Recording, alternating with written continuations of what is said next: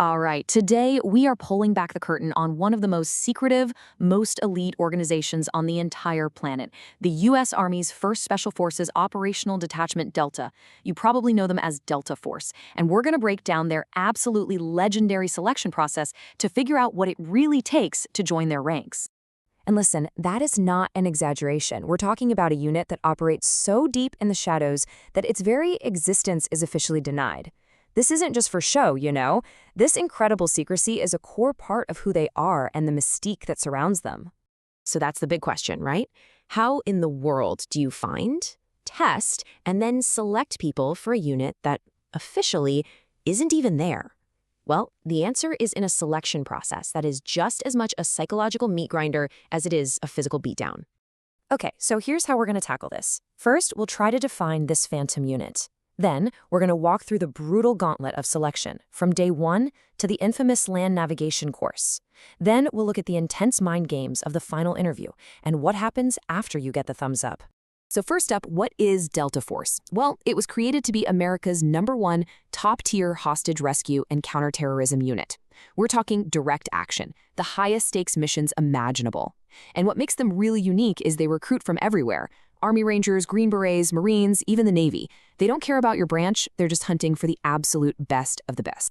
So let's say you've been vetted, you've got the invitation. The second you show up, the test starts. There is no warm-up, no welcome to the course. This is where the overwhelming majority of guys are sent packing, a lot of them within the first 24 hours.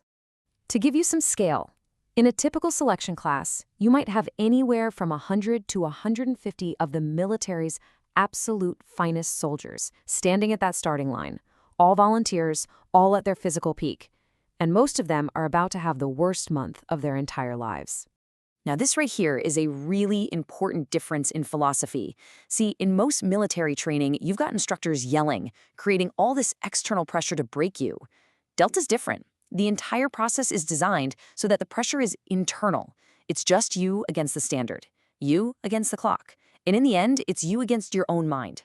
The instructors, they're just there to watch you break yourself.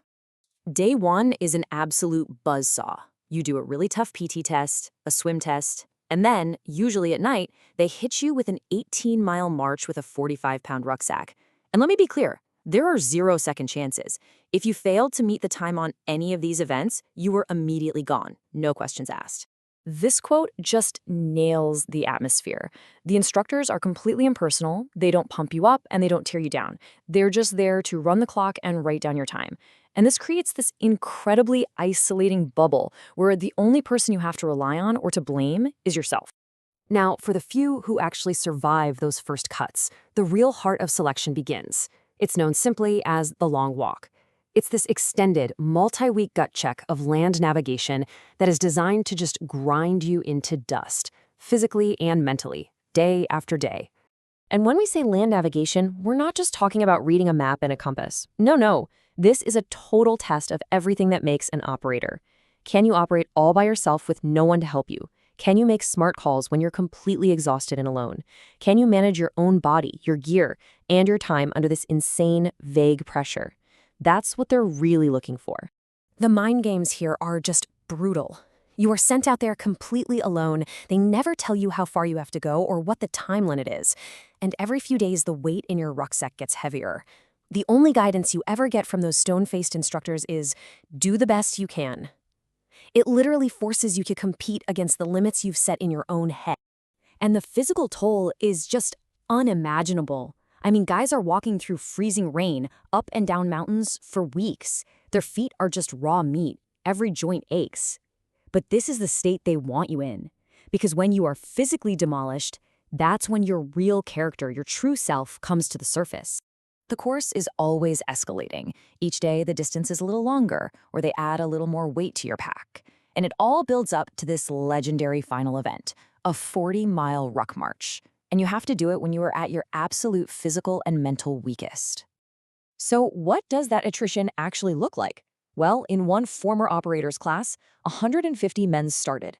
After a month of this unbelievable punishment, only 4 were left standing. 4. That is an attrition rate of over 97%. Just think about that. Now, if you are one of the very, very few who finishes the physical part, you might think you're home free. Nope, not even close. In a lot of ways, the real test is just about to start.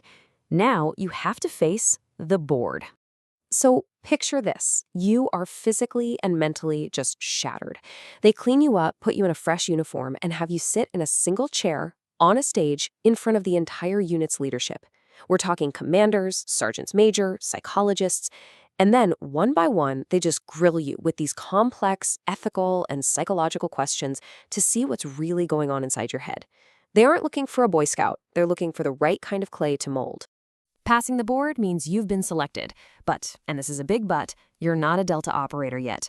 What you are is what they call the correct raw material. Now you have to survive this 6-month operator training course, or OTC, where they'll finally teach you how to do the job. And this is a really critical shift in focus. Selection was all about you. Can you handle stress? Can you solve problems? OTC is all about the team. For 6 straight months, they drill you on the foundations: advanced shooting, explosive breaching, you name it. The question is no longer just, are you tough enough? It's, can you become a seamless part of one of the deadliest teams on Earth? To really get the level of thinking they require, listen to this quick story. A new guy in OTC just finished a close quarters battle drill. He's feeling pretty good. The instructor comes up and asks him how he did. And the candidate says, 2 to the head man, just like on the range.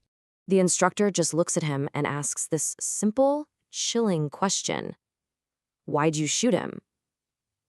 And the candidate is totally confused because, well, they were the targets. That's what he was supposed to do. And here's the lesson. While the candidate was outside getting ready, the instructors had gone in and swapped every single arms target for an unarmed one. He had just run through that room and killed a dozen non-threats because he was running on autopilot, on assumption, not on observation. The lesson was brutal and simple. See what is actually there, not what you expect to see. The instructor's final words were ice cold. He told the candidate that in this unit, you get one mistake like that. Make a second one, and you're gone. It's a hard lesson about situational awareness, where the stakes are, quite literally, life and death. So, you survive all of that. Selection, OTC, and now you're finally a member of Delta Force. But here's the thing. The test never really ends. You've climbed to the very top of the mountain, only to realize it's a whole lot higher than you ever thought. The experience of finally making it onto a team is, believe it or not, humbling. You are objectively one of the most capable soldiers in the entire world. And yet the moment you join your team, you feel like you are the worst guy there. Everyone around you is just operating at this impossibly high level, and your whole career becomes a constant struggle just to keep up. And that kind of brings us full circle. Delta Force has the best gear, the best training, the best people on the planet. But when you really think about it, their greatest weapon might just be the very secrecy that we started with. The fact that you don't know they're there, well, that allows them to operate with a level of surprise and freedom that is in itself the most powerful weapon of all.